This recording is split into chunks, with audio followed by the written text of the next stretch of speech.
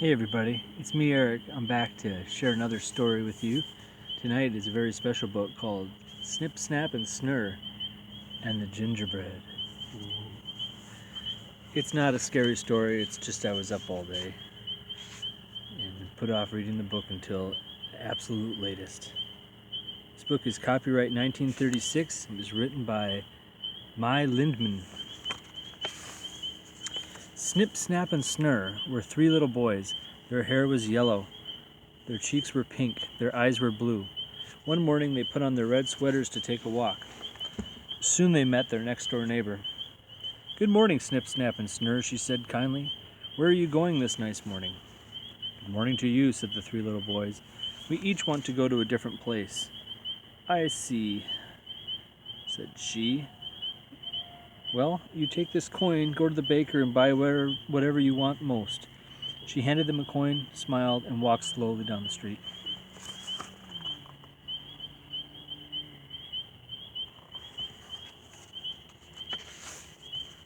"Well," said Snipp, Snapp, and Snurr at once, "let's all go to the bakery." Down the street they ran, straight to the village baker. "Good morning, Mr. Baker," they said as they walked in. "We have come for cookies," said Snipp. "I thought we would like pie," said Snapp.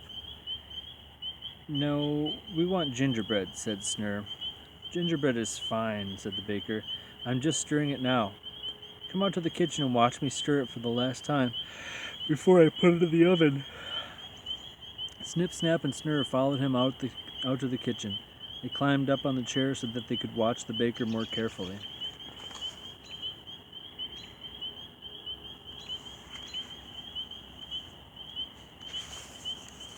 Snipp, Snapp, and Snurr stood on one chair. Perhaps Snipp was too far back on the chair to see well, and he tried to lean forward. It may have been that Snapp and Snurr were crowding each other to get a better view of the dark brown batter. Perhaps the chair slipped on the spotless kitchen floor. Snipp, Snapp, and Snurr never could tell quite how it happened. But in a moment, the chair was tipping forward, and the three little boys felt themselves falling head first into the dark brown gingerbread batter. The baker was so surprised that his white cap flew off his head.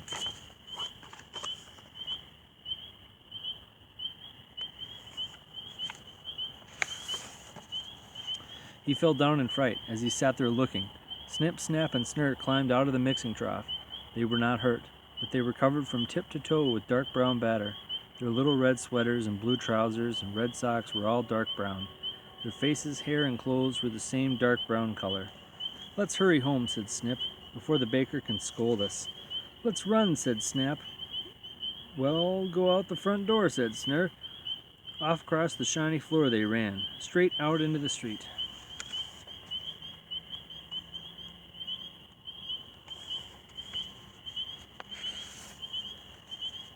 Snipp, Snapp, and Snurr, all covered with dark brown batter, ran down the street. They looked just like gingerbread boys who had come to life. An old woman sat at the corner selling apples. She could not believe her eyes when she saw three gingerbread boys running hand in hand in front of her. She was so frightened that she dropped her two baskets. The apples rolled down the street. A black cat saw the three little boys and ran in the opposite direction. The town policeman took one look at the gingerbread boys and then hurried off. Even he did not know what to do about three gingerbread boys running down the street.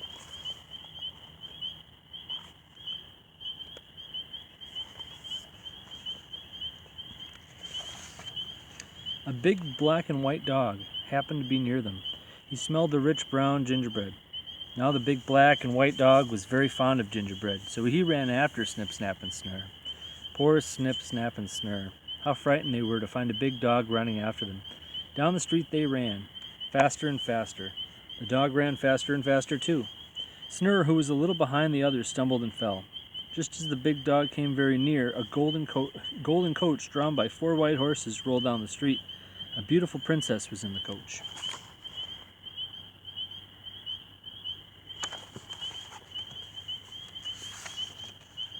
The coach drew up beside Snipp, Snapp, and Snurr. Two footmen helped them get into it. With a crack of the whip they were off.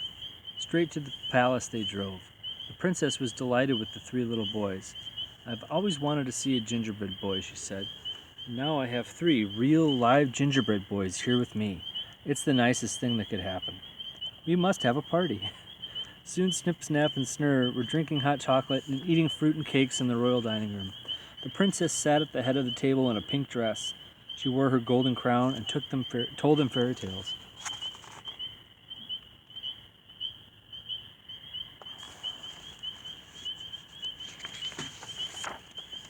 When Snip, Snap, and Snurr had heard all her stories, the princess helped them into the golden coach drawn by 4 white horses. She called her 2 footmen and told them to take the 3 little gingerbread boys home. For the second time that day, Snip, Snap, and Snurr rode through the streets of the town in the golden coach. They looked out of the window as they rode along. They saw the old woman with her apples. The policeman stood at salute as they rode by. The black and white dog that liked the smell of gingerbread sat with his ears pricked up and looked at them.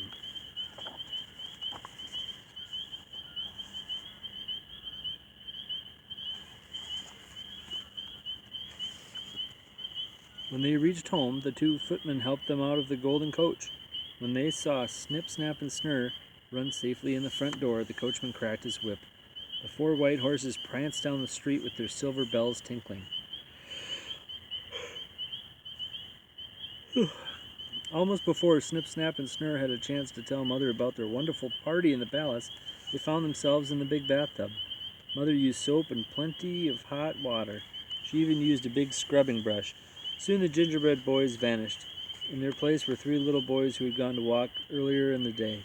Their hair was yellow, their cheeks were pink, their eyes were blue. They were smiling happily because the brown gingerbread boys were gone forever.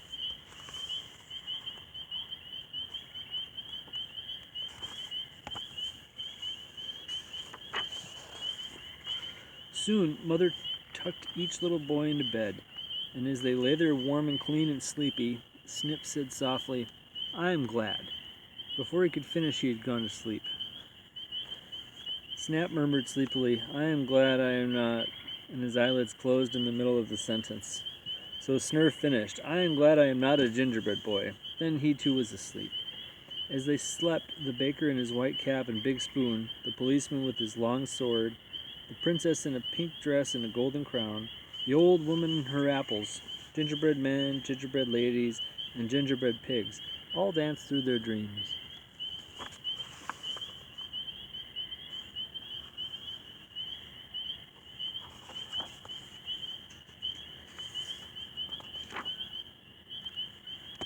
Wasn't that nice? I have a couple more of these books, Snip, Snap, and Snurr, and Flicka, Ricka, and Dicka. So I'll read those to you soon. If you have any requests, just mention them in the comments. I hope you enjoyed it. You can subscribe below. Otherwise, have a good night.